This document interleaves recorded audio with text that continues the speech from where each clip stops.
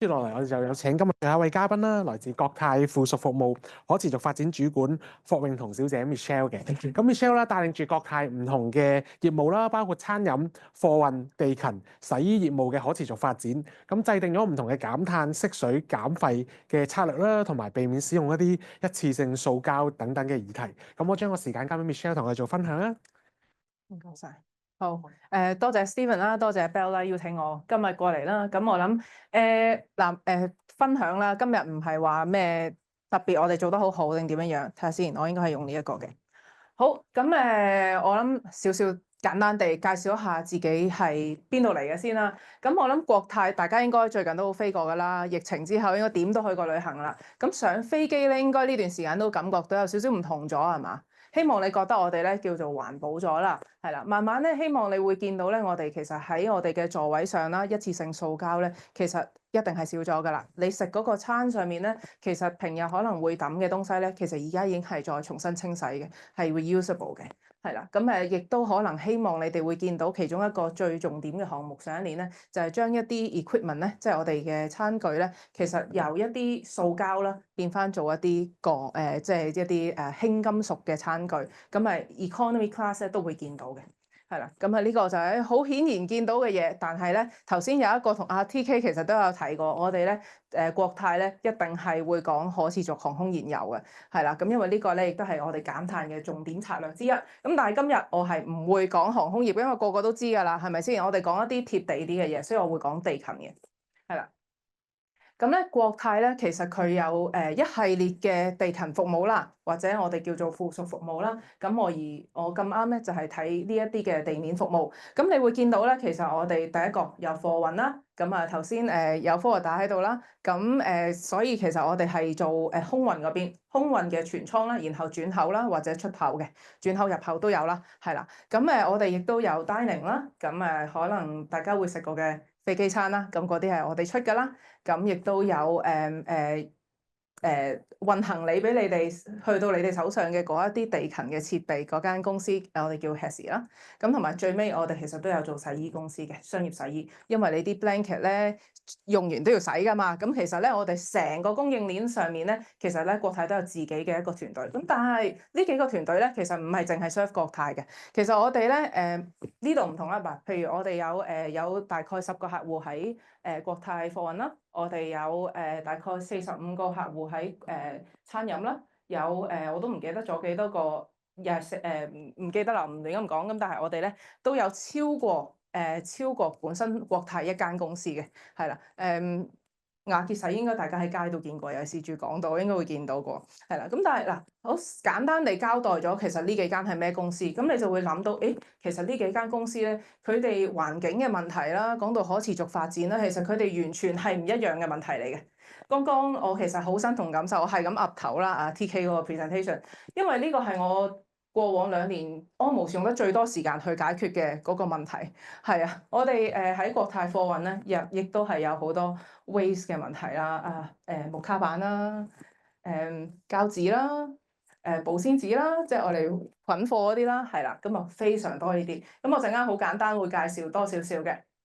係啦，其實我哋喺個工作嚟講咧，喺地勤業務咧，我哋有2個主要嘅 focus。第一個我哋叫做 climate change，咁我今日會 focus 多少少喺呢度嘅。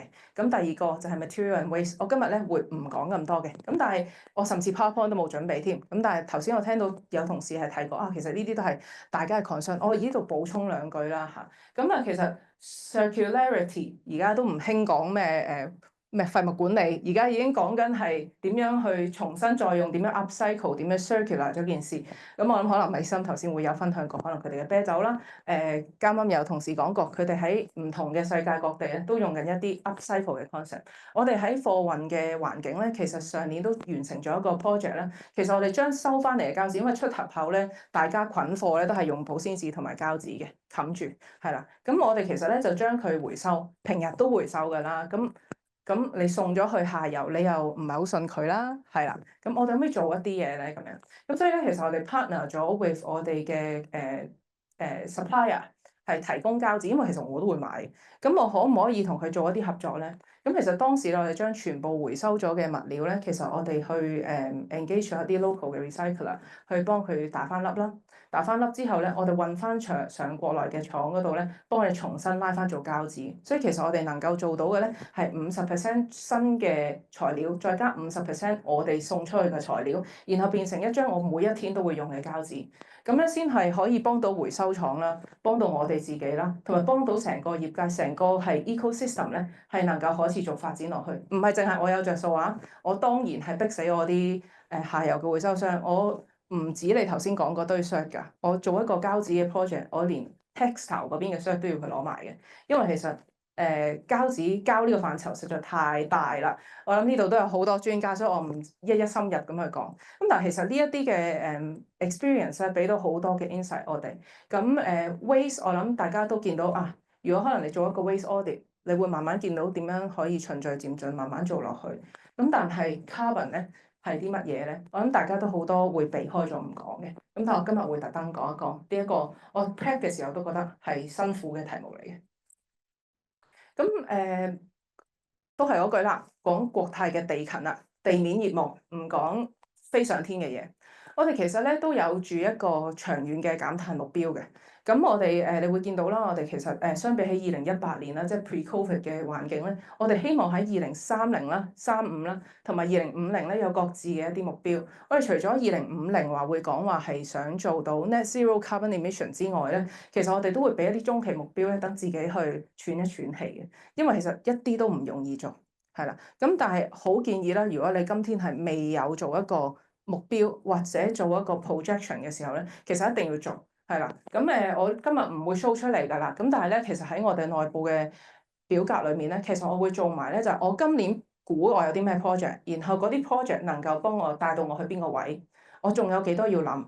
我喺每一年做 budgeting 嘅時候咧，我就俾翻相應嘅部門或者其實係 simple as 我哋嘅工程師，佢哋去諗一諗佢哋有冇佢嘅範疇做嘅嘢啦，我有冇嘢可以做啦等等。咁我哋去大家一齊咧合作去揾呢個目標出嚟嘅。咁其實好簡單嘅，有收數嘅呢啲我淨係攞 Scope 1 2嚟講啦，全部大家咧，我相信你翻屋企咧睇翻自己屋企嘅 Scope 1 2你都睇到嘅。係啦，因為其實呢啲全部都係有單有據嘅東西，係啦。我哋後尾發現啦，整合翻成個地面嘅業務嘅時候咧，我哋大部分嚟自於電啦，好正常啫嚇，乜嘢都電車啊，由油變電啊，乜嘢都係電㗎啦，開始係啦。碳 gas 又會好多啦，我哋亦都有 refrigerant 啦，因為頭先你會見到我哋其實有倉啦，有warehouse 啦，我哋有dining 嘅設備啦，咁其實呢啲咧都係極多 cold room 同埋極多 cold chain 嘅 facility 嘅地方嚟嘅。refrigerant 係我哋一個幾重點嘅項目嚟嘅。最後就係 fuel 啦，陣間我都會花少時間講 fuel，因為我哋都做咗少少嘢嘅。咁其實我哋就住呢4個大範疇咧，我哋就去睇我哋究竟可以做到啲咩啦。咁我整合咗啦，做一個咁樣嘅少少嘅表啦，6個 approach，我哋點樣去管理我哋嘅碳？地面嘅碳，即係你同我都一陣會喺無論係 office 或者可能有 warehouse 嘅地方咧，都會有呢一啲嘅問題㗎啦。Facility enhancement 個個都係咁講啦，係咪先？咩 retro commissioning 啊、retrofitting 啊呢啲係啦，個個都會講㗎啦，陣間會講深入啲啦。Low GWP 嘅 alternative 呢個主要係講氣體嘅，即係 refrigerant 係啦。亦都係可能要自己 own 一個 facility。尤其是我哋嘅廠咧，會係比較重點，我哋會睇呢個項目嘅。active monitoring maintenance 啦，唔整啲嘢，梗係壞，梗係嘥電㗎啦，或者嘥任何嘅嘢㗎啦。咁呢啲咧都係我哋 basic 要做翻嘅。Fleet modernization 啦，換電車咯，係啦。咁換電車之前係咪樣樣嘢都可以換電車咧？嗱，大家喺街度見到嗰啲係嘅，但係做倉嘅可能會知啊，唔係嘅，倉嗰邊嘅發展咧係非常之慢嘅。咁所以咧嗰啲嘢有排搞，係啦。Alternative fuel 啦，今日我都會講少少啦，就係其實我哋都引進咗一隻新嘅燃油啦，俾我哋任何嘅車種可以用到嘅，係啦，咁就係叫做 HVO（Hydro-treated vegetable oil），係啦，有啲似地面嘅 SAF 啦。咁咧，同埋最後 carbon offset，我今日唔會講嘅，不過我都擺咗喺度。咁好簡單啦 ，governance 上高咧，咁同頭先嘅分享即係嘅嘉賓咧都有講一樣嘅嘢啦。其實我哋係好重視，尤其是我本人非常之重視 governance，因為其實冇嘅話咧推唔喐嘅。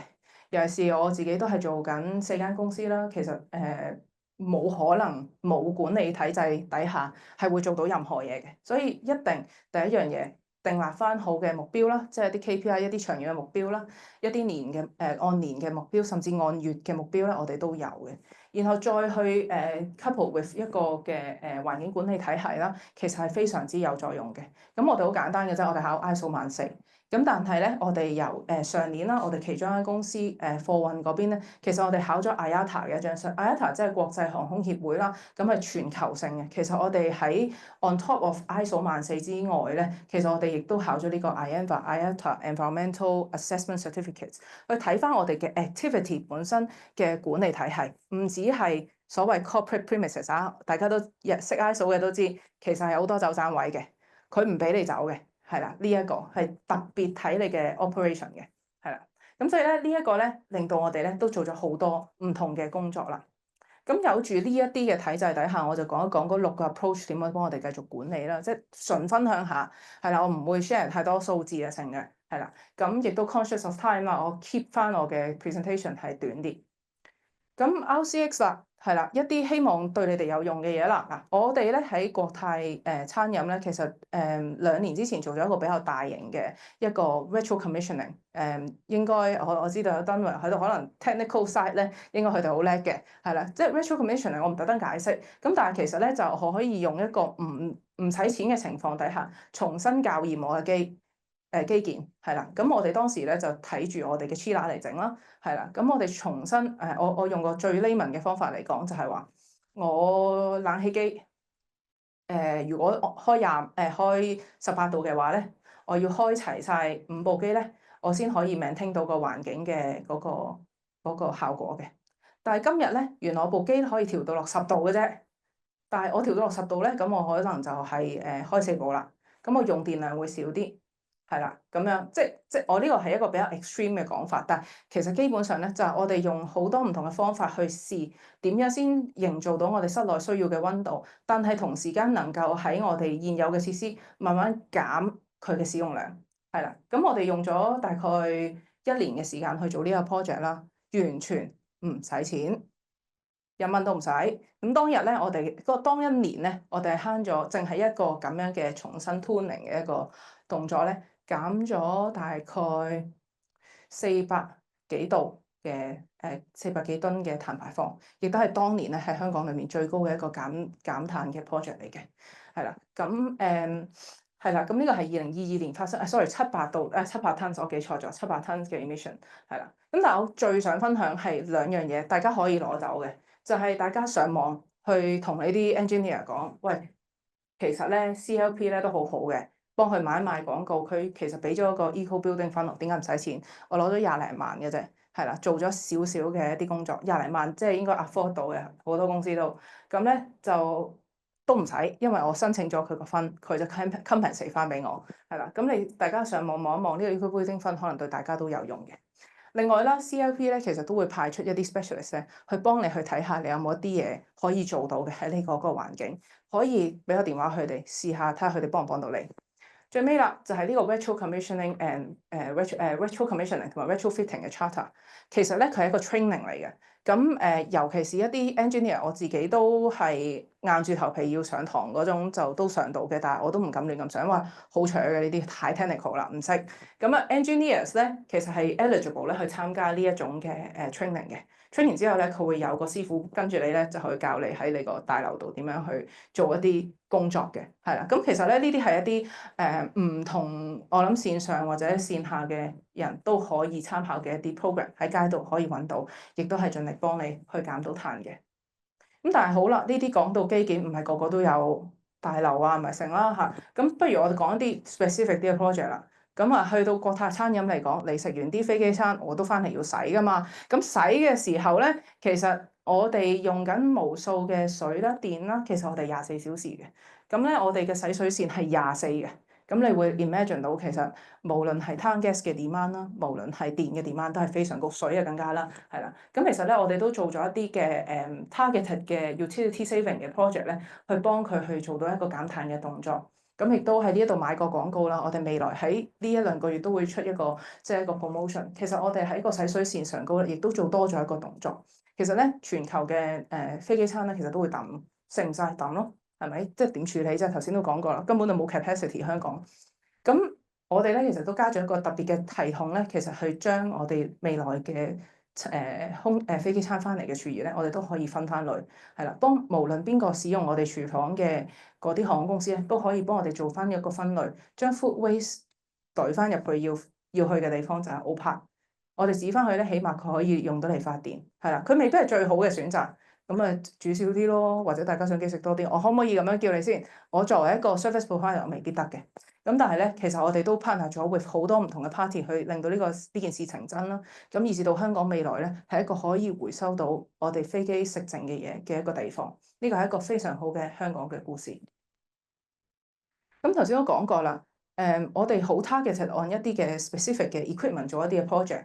咁我哋都去諗，喂 refrigerant 係一個問題喎，我哋可唔可以做多啲嘢啊？咁我哋發現最後其實咧喺我嘅基建係好難做，因為喂大佬有幾時先會轉一部冷氣機？我哋講緊 chiller 喎，係啦。咁我哋不如我哋考慮下喺我哋啲車度做先啦，啲 coaching 車度做先啦。咁我哋其實做咗少少嘅重新教育嘅項目，呢度俾少少數啦，去將一啲高 GWP 嘅 refrigerant 咧轉咗啲低嘅。甚至咧呢個係我早2日先知嘅，因為我哋早2日先換完嘅啫，係啦。咁就係我哋咧一啲chiller 咧，其實我哋係將佢開始轉咗一個叫 R514A 嘅 version。咁咧個 GWP 得2啫，咁大家應該大部分人都係用緊404A 噶啦，3000幾嘅 GWP 而家變2，咁呢條數咧就靚仔咗好多噶啦，即刻係啦。咁啊呢啲可以參考下嘅。咁喺貨運嘅環境啦，或者其實邊間公司都係嘅 active monitoring 係啦，漏喉爆喉啊。漏煤氣就誇張啲啦，漏冷媒咧就好多嘅，係啦，有時有 coaching 嘅地方，記得 active 啲去 monitor 住 ，monthly 亦都去 check 住佢哋。咁呢啲咧係我哋一個方法啦，去令到我哋唔會將個效果咧環境sorry 個 carbon 嘅 performance 嘅效果咧唔會一路差落去，係唔會一路好，但係佢起碼唔會差落去。同埋我哋知道我哋點樣將啲資源擺喺一個啱嘅位，因為其實我哋咧都要係將資源擺喺一個最啱嘅地方咧，先可以做到有效果嘅。最尾啦，我好簡單講埋最尾2個啦。咁其實電氣化啲車簡單，大家都知㗎啦。咁但係只係話我哋喺地勤嘅服務嘅車隊裏面咧，其實只係得我諗數到嘅就係巴士，同埋數到嘅就係私家車可以電氣化到。其實其他咧都係未有一個可行嘅選擇。咁地勤嘅設備同喺街嘅車，甚至喺其他貨運區嘅車咧，好唔一樣，因為佢講緊嘅噸數，佢可以做到嘅嘢好多，同埋其實佢嘅發展冇咁快。咁所以咧，其實我哋咧都要仲以後一段時間咧，先可以全電氣化到我哋嘅車隊。咁但係咧，我哋好希望2030年咧，真係做到一個咁樣嘅equipment change，所有嘅我哋叫 ground service equipment 咧，都可以完全做到。咁點算咧？咁 that's why 咧，我哋其實引入咗一個項目嘅。咁係今年先正式開始去試用啦，可能出面都有啲人係用緊㗎啦。咁我哋都啱啱出咗即係啱啱由1月開始做啦。其實我哋就引入呢隻叫 HVO 嘅油。既然我電氣化唔到，但係我已經知道車係一個相對比起我要等換大樓基建做好多嘅 maintenance，我先可以做到少少嘅改善。我會唔會喺個車隊度做一啲嘢咧？咁我哋就喺 HVO 呢一個項目上邊咧，就去試啦。其實 HVO 係一隻油嗱 B5 B7 大家聽過㗎啦，但佢唔係一隻 biodiesel 嚟嘅，係啦，佢係一隻我唔係好識講得好好啦嚇，但係佢咧係透過咧一個氫化嘅方法咧去做到一個嘅processing 嘅。咁而咧，佢能夠做到嘅嘢咧，就係去減低比起傳統嘅 diesel 咧，減低80%，最少80% 嘅 emission。咁其實咧，對我哋車隊咧係一個好大嘅 benefit 嚟嘅。咁亦都我哋喺貨運區啦，同埋喺RAM 嗰個環境，即係行李嗰邊咧，其實我哋都做緊唔同嘅呢啲工作，係啦，我哋嘗試緊去加大個使用量。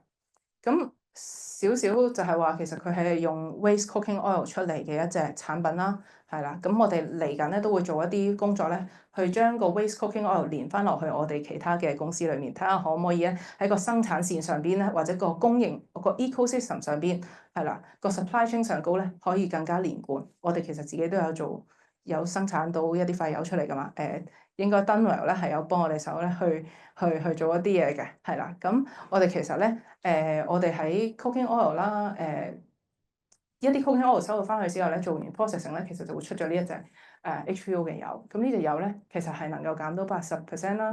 咁但係個個都會話啦，其實佢最好就係佢 drop in，因為你今日咧你自己揸下車出去，如果佢俾你入嘅話，如果你係揸緊 diesel 嘅話，其實都可以即刻用到噶啦。咁我哋都試咗而家5個月，其實係冇問題，即隨時 swap 都得嘅。